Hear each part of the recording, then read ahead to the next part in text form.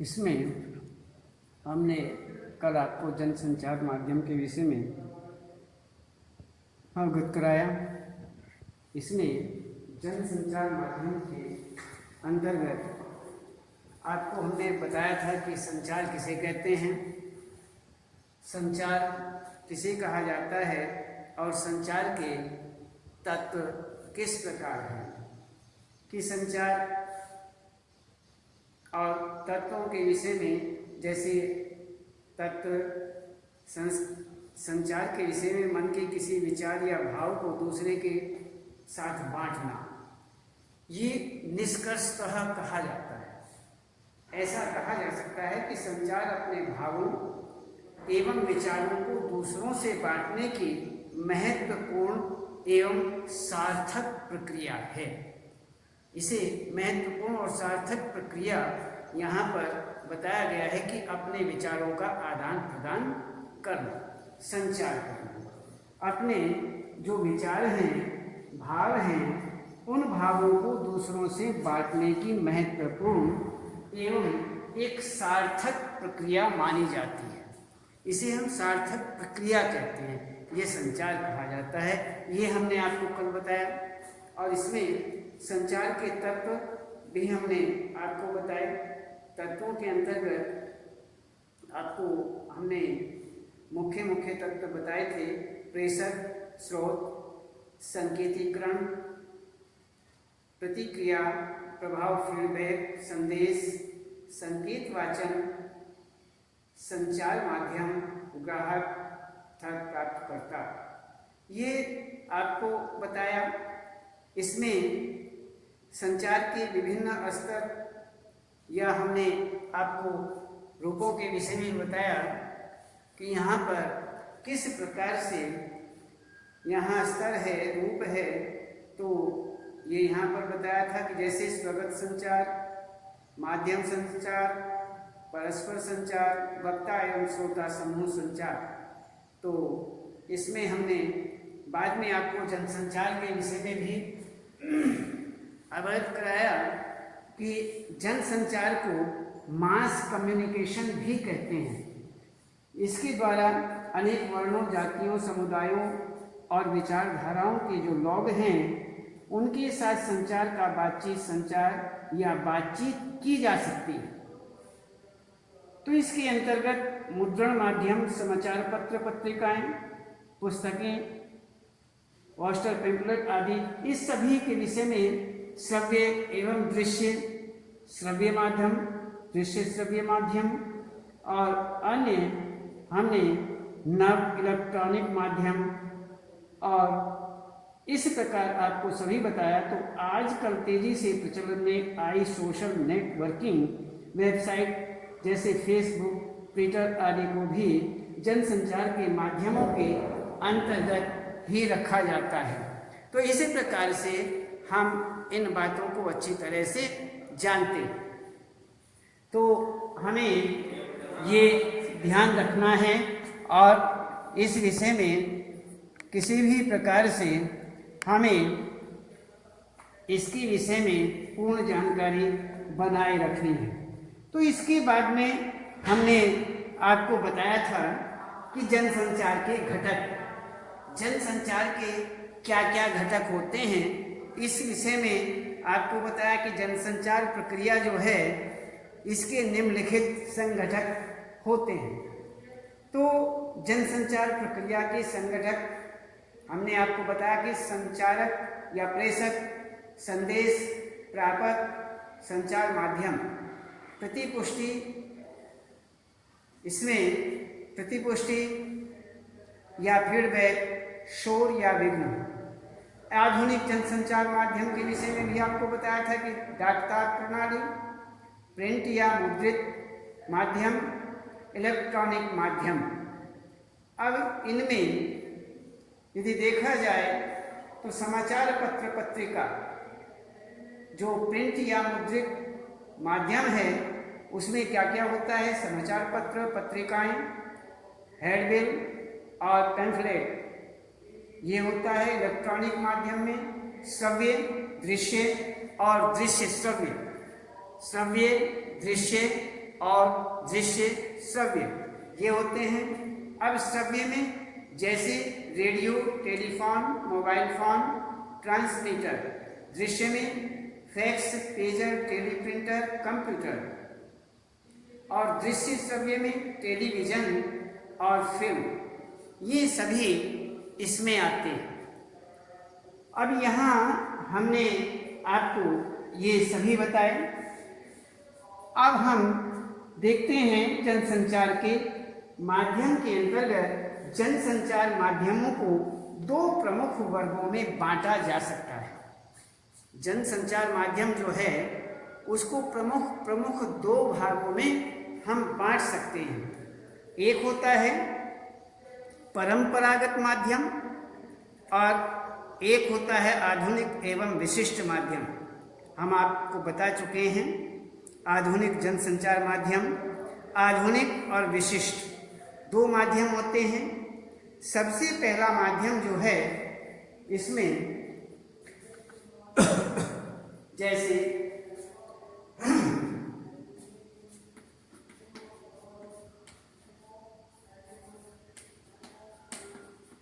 जनसंचार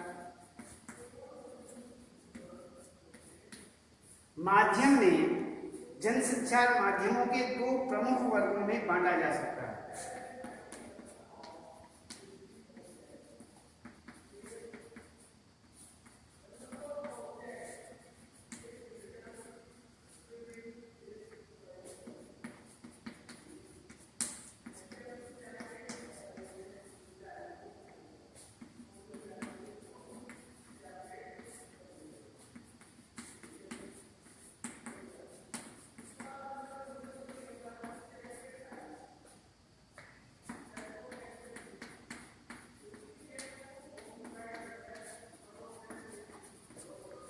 इसमें दो भागों में हम इसे बांट सकते हैं। तो जनसंचार माध्यमों को दो प्रमुख भागों में बांटा जा सकता है। एक परंपरागत माध्यम,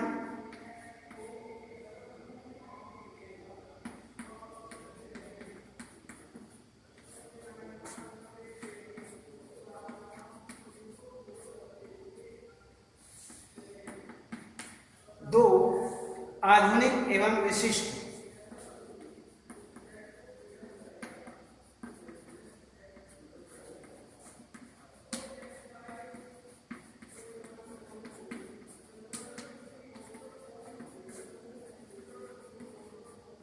विशिष्ट माध्यम, ये दो माध्यम आते हैं और इसमें सबसे पहले हम देखते हैं परंपरागत माध्यम। परंपरागत माध्यम के अंतर्गत परंपरागत माध्यमों को लोक माध्यम भी कहा जाता है। लोक माध्यम भी इसे कहते हैं और इसके अंतर्गत वार्ता, कथाएं, मेले, उत्सव एवं पर्व, लोकगीत, लोक नाट्य जैसे रामलीला, रासलीला, कठपुतली, तमाशा, नौटंकी आदि। तो शिलालेख, लोक कलाएं, मूर्ति कला, वास्तुकला, ललित कलाएं, विशेष संदेश प्रेषक पक्षी जैसे कबूतर होता है आदि आते हैं। ये माध्यम लोक संचार अथवा जनसंचार के माध्यम के रूप में प्रयुक्त एवं पीढ़ी दर पीढ़ी विकसित होते रहे हैं। इन माध्यमों ने भारत की सामाजिक एवं सांस्कृतिक विरासत को संरक्षित कर उसे आगे बढ़ाने में अपना महत्वपूर्ण योगदान दिया है।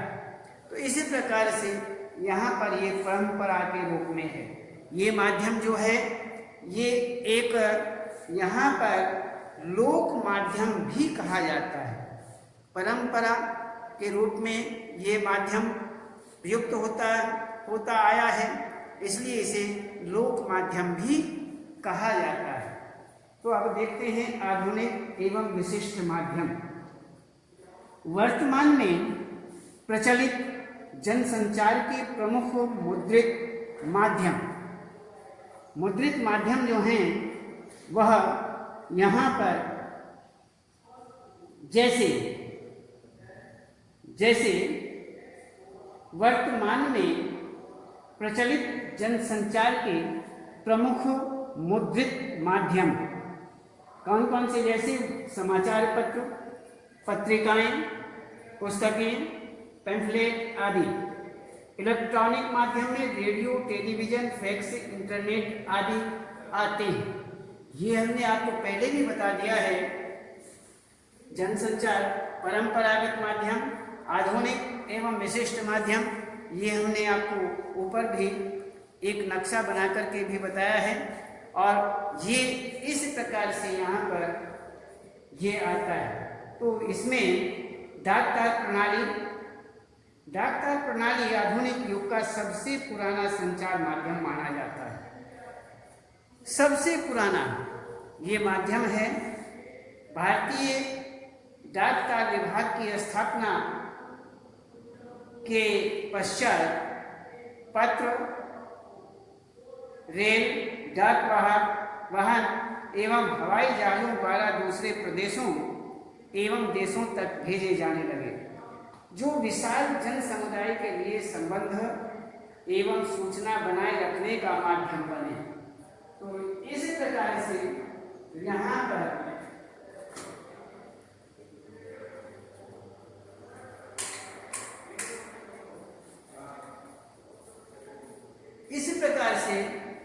यहाँ पर ये वर्तमान समय में भी यह प्रणाली सुचारू रूप से कार्य कर रही है, तो ऐसा बताया जाता है। तो यहाँ पर आगे देखते हैं प्रिंट या मुद्रित माध्यम। जनसंचार के माध्यमों में मुद्रित माध्यम सबसे पुराना माध्यम माना जाता है और भारत में पहला छापाखाना 1556 ईस्वी में गोवा में खुला। इस छापे खाने को मिशनरियों ने धर्म प्रचार की पुस्तकें छापने हेतु खोला था। अब छापे खाने अथवा मुद्रित माध्यमों में अनेक परिवर्तन आ गए हैं, अनेक परिवर्तन हो चुके हैं। तो इसी प्रकार से मुद्रित माध्यम का महत्व एवं विशेषताएं किस प्रकार से यहाँ पर आती हैं, ये आपको हम बताते हैं। तो मुद्रित माध्यम जनसंचार का प्राचीन माध्यम माना जाता है। इसमें लिखित भाषा का विस्तार होता है। इसमें लिखित भाषा का विस्तार माना जाता है। ये हम ऐसा नहीं कर सकते। तो इस प्रकार से यहाँ पर ये विस्तार कहा जाता है। तो मुद्रित माध्यम अथवा प्रिंट माध्यम में विचार, सूचनाएं, जानकारी आदि प्रिंट अर्थात छपे हुए रूप में होती है। इसलिए मुद्रित माध्यम में छपी जानकारी, विचार अस्थायी होते हैं, अस्थायी माने जाते हैं। तो मुद्रित माध्यम अभिव्यक्ति का सशक्त माध्यम माना जाता है। मुद्रित माध्यम के द्वारा भाषा में नित्य नए नए शब्दों का निर्माण होता है। क्योंकि मुद्रित माध्यम अर्थात समाचार पत्र, पत्रिकाओं आदि का प्रभाव पाठक वर्ग बहुत व्यापक होता है, इसलिए मुद्रित माध्यम के लिए लिखते समय प्रत्येक शब्द, व्याकरण, वर्तनी, भाषा आदि का अत्यधिक ध्यान रखा जाता है। तो इस प्रकार से यहाँ पर ये हुआ मुद्रित माध्यम के बीच। तो पुस्तकें, पत्रिकाएं मुद्रित होने के कारण ही सभी लोगों को सुलभ हो पाती हैं। मुद्रित माध्यम की विशेषता ही यही है कि प्राचीन ग्रंथों पुस्तकों, लेखों आदि को मुद्रित रूप में होने के कारण ही हम उसे पढ़ सकते हैं, वह समझ सकते हैं, पढ़ सकते हैं और समझ सकते हैं। अतः मुद्रित माध्यम विचार, चिंतन एवं विश्लेषण का माध्यम माना जाता है कि विशेष रूप से ये यहाँ पर विश्लेषण का रूप यहाँ पर कहा गया। तो इसमें अब हम देखते हैं इलेक्ट्रॉनिक माध्यम। इलेक्ट्रॉनिक माध्यम में संचार की प्रक्रिया में इलेक्ट्रॉनिक माध्यम ऐसा संघटक है जिसमें विद्युत उपकरणों द्वारा संदेश पहुंचाया जाता है। कुछ इलेक्ट्रॉनिक माध्यमों का विवरण मैं आपको यहाँ पर बता रहा हूँ। तो इसमें सबसे पहले हम इन माध्यमों की, इलेक्ट्रॉनिक माध्यमों के विषय में जानकारी लेते हैं। सबसे पहले है रेडियो। रेडियो जो है जनसंचार माध्यमों के अंतर्गत रेडियो का एक विशेष श्रव्य माध्यम है। केवल इसे सुना जा सकता है, देखा नहीं जाता है, ये श्रव्य में आता है। तो भारत में पहला रेडियो प्रसारण वर्ष 1921 में हुआ, परंतु इसकी विधिवत शुरुआत 23 जुलाई 1923 को उस समय हुई जब लॉर्ड इरविन ने इंडियन ब्रॉडकास्टिंग कंपनी का मुंबई में उद्घाटन किया। मार्च 1930 में इंडियन ब्रॉडकास्टिंग कंपनी दिवालिया हो गई। औपनिवेशिक सरकार ने इस कंपनी को अपने अधीन कर इसका नया नाम इंडिया ब्रॉडकास्टिंग सर्विस रखा। वर्ष 1936 में इंडिया ब्रॉडकास्टिंग सर्विस का नाम बदलकर ऑल इंडिया रेडियो रख दिया गया, जिसे आज़ादी के बाद आकाशवाणी कर दिया गया। तो इसी प्रकार से यहाँ पर ये आपको हमने रेडियो के विषय में बताया। रेडियो की विशेषताएं, महत्ता किस प्रकार से। रेडियो जनसंचार का जो श्रव्य माध्यम माना जाता है। इसमें शब्द, ध्वनि आदि के माध्यम से श्रोताओं तक जानकारी प्रदान की जाती है। रेडियो की विशेषताएं इस प्रकार से बताते हैं कि रेडियो के द्वारा प्रदान की जा रही जानकारी से शिक्षित व अशिक्षित दोनों को लाभ होता है। रेडियो पर दी जा रही जानकारी व सूचना को कहीं भी सुना जा सकता है। रेडियो जनसंचार का सस्ता साधन है। रेडियो के माध्यम से ज्ञानवर्धन जानकारी, अपनी समस्याओं, विभिन्न लोगों, विचारकों के मत को सुना जा सकता है। और रेडियो ग्रामीण क्षेत्रों के लिए विशेष रूप से लाभकारी मानी जाती है, क्योंकि ग्रामीण क्षेत्रों में जहां बिजली की सुविधा उपलब्ध नहीं है, वहां रेडियो के माध्यम से अतिशीघ्र सूचनाओं एवं जानकारियों को प्राप्त किया जा सकता है। रेडियो के माध्यम से तत्काल घटी घटनाओं की जानकारी हमें अतिशीघ्र ही प्राप्त हो जाती है। तो इसी प्रकार से यहाँ पर ये कुछ रेडियो की हमने आपको विशेषताएं बताई। अब टेलीविज़न के विषय में देखते हैं। टेलीविज़न अथवा दूरदर्शन का अर्थ है दूर से देखना। जनसंचार माध्यम टेलीविज़न का आविष्कार इंग्लैंड में हुआ और इसमें यहाँ पर पेशे से इंजीनियर जॉन लोगी बेयर्ड ने इसका आविष्कार किया था। भारत में टेलीविज़न की शुरुआत 15 सितंबर 1959 से हुई तथा 1 अप्रैल 1976 से इसे दूरदर्शन के नाम से जाना जाने लगा। टेलीविज़न दृश्य श्रव्य माध्यम है। टेलीविज़न पर समाचार व सूचनाएं देते समय कम से कम शब्दों में अधिक से अधिक बात कहने की अपेक्षा की जाती है। इस प्रकार दूरदर्शन न्यूज़ के साथ साथ आज तक जी न्यूज़, स्टार न्यूज़, NDTV आदि समाचार चैनल प्रचलित किए जाते हैं। टेलीविज़न पर प्रसारित खबरों के विभिन्न चरण इस प्रकार से माने जाते हैं। इसमें जैसे टेलीविज़न पर प्रसारित की जा रही खबरें व सूचनाएं विभिन्न चरणों से होकर दर्शकों तक पहुंचती हैं, जो निम्न प्रकार हैं। जैसे फ्लैश या ब्रेकिंग न्यूज़, किसी भी बड़ी एवं महत्वपूर्ण खबर को तत्काल कम से कम शब्दों में फ्लैश या ब्रेकिंग न्यूज़ के रूप में दर्शकों तक पहुंचाया जाता है।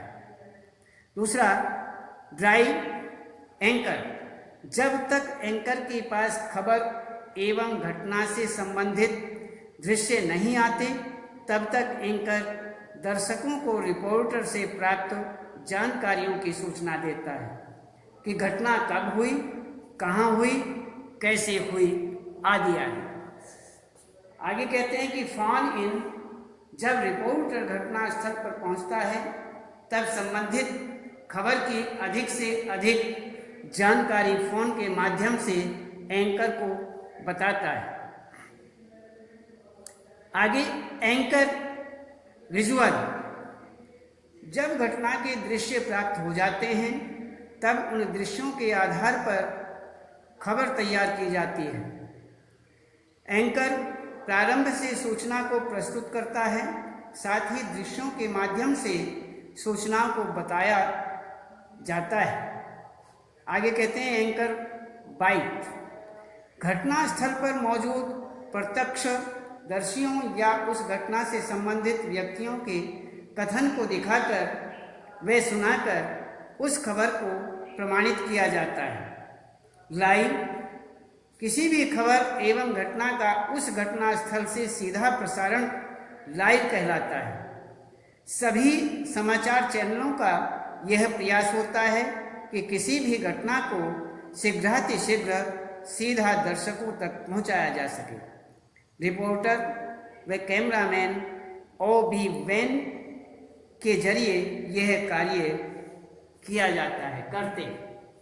तो इसी प्रकार से यहाँ पर आगे एंकर पैकेज के विषय में बताते हैं कि संबंधित घटना को वहाँ के दृश्य, लोगों, ग्राफिक के माध्यम से संपूर्ण रूप में प्रस्तुत करना एंकर पैकेज कहलाता है।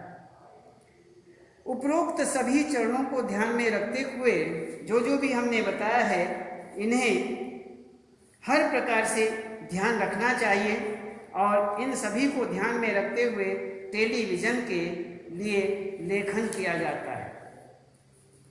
तो इसमें यहाँ पर टेलीविज़न के विषय में कुछ बताते हैं, कुछ उनकी कुछ विशेषताएं मानी जाती हैं। तो इसमें देखते हैं कि टेलीविज़न जनसंचार का प्रमुख माध्यम है। इसकी विशेषताएं निम्न मानी जाती हैं। जैसे टेलीविज़न दृश्य व श्रव्य माध्यम माना जाता है। इसमें सूचना एवं जानकारी को सुनने के साथ साथ देखा भी जा सकता है। टेलीविज़न, दूसरा कहते हैं टेलीविज़न जनसंचार का तीव्र गति से सूचनाओं को संचारित करने का माध्यम है। आगे, किसी भी घटना का सीधा प्रसारण टेलीविज़न की सहायता से देखा जा सकता है। आगे, टेलीविज़न पर दिन भर समाचार प्रसारित होते रहते हैं। यदि किसी कारणवश कोई समाचार नहीं देख पाया है तो उसे कुछ देर पश्चात पुनः देखा जा सकता है। आगे कहते हैं कि टेलीविज़न के द्वारा न केवल समाचार को सुना व देखा जाता है, अपितु टेलीविज़न मनोरंजन व ज्ञान प्रदान करने का भी सशक्त माध्यम माना जाता है, सशक्त माध्यम मानते हैं। तो इसी प्रकार से आगे देखते हैं सिनेमा। सिनेमा मनोरंजन तथा जनसंचार का सशक्त माध्यम माना जाता है। कला तथा संगीत के माध्यम से अभिव्यक्ति के साथ जन जागरूकता के क्षेत्र में सिनेमा का महत्व बढ़ा है। तकनीकी विकास के साथ साथ सिनेमा की दुनिया में भी परिवर्तन हुआ है। तो इसी प्रकार से श्वेत एवं श्याम फिल्मों से निकलकर रंगीन फिल्मों तक के सफर में भारतीय सिनेमा ने कई पड़ाव देखे। सिनेमा का निर्माण दृश्य, ध्वनि तथा संगीत की त्रिआयामी प्रवृत्तियों के माध्यम से होता है। इसे सिनेमा घरों में निर्मित पर्दों पर दिखाया जाता है। जन जागरूकता तथा आधुनिकीकरण को विस्तार देने में सिनेमा का कोई विकल्प हमारे सामने नहीं है। इस प्रकार से इंटरनेट एक दूसरे से जुड़े कंप्यूटरों का एक विशाल विश्वव्यापी नेटवर्क या जाल है। इंटरनेट के माध्यम से नई पीढ़ी अपने को एक दूसरे से जोड़ने में सक्षम हुई है। इसी प्रकार से यहाँ पर ये बताया जाता है कि हम हर प्रकार से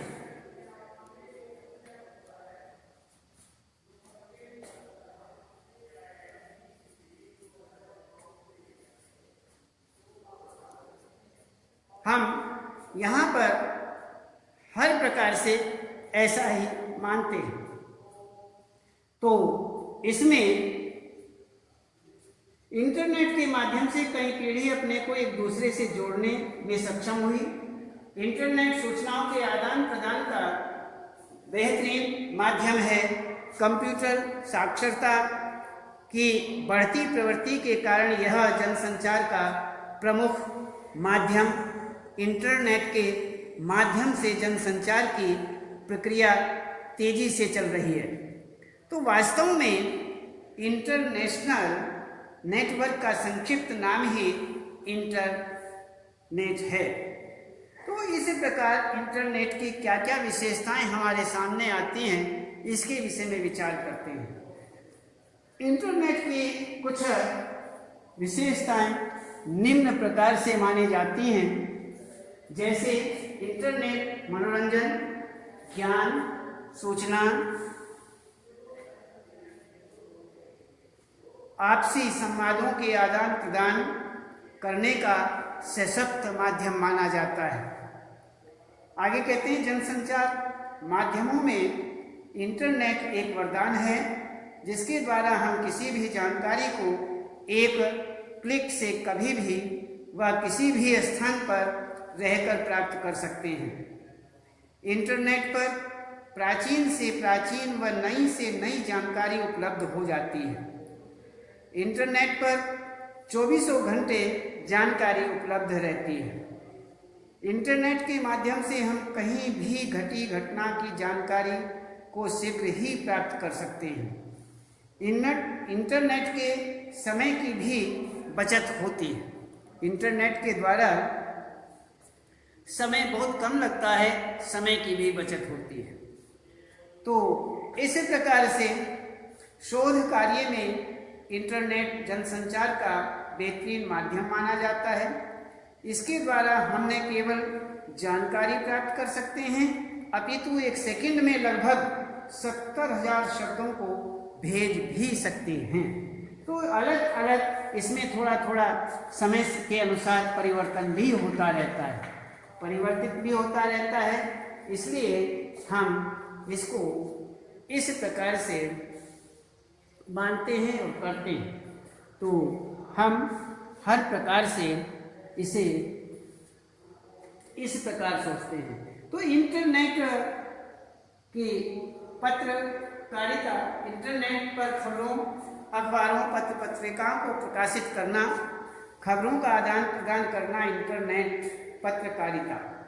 जो सूचनाएं, जानकारी, घटनाएं आदि हमें अखबार के माध्यम से प्रिंट रूप में प्राप्त होते हैं, उन्हीं सूचनाओं, जानकारियों, लेखों, घटनाओं को इंटरनेट के माध्यम से प्राप्त करना इंटरनेट पत्रकारिता कहलाता है।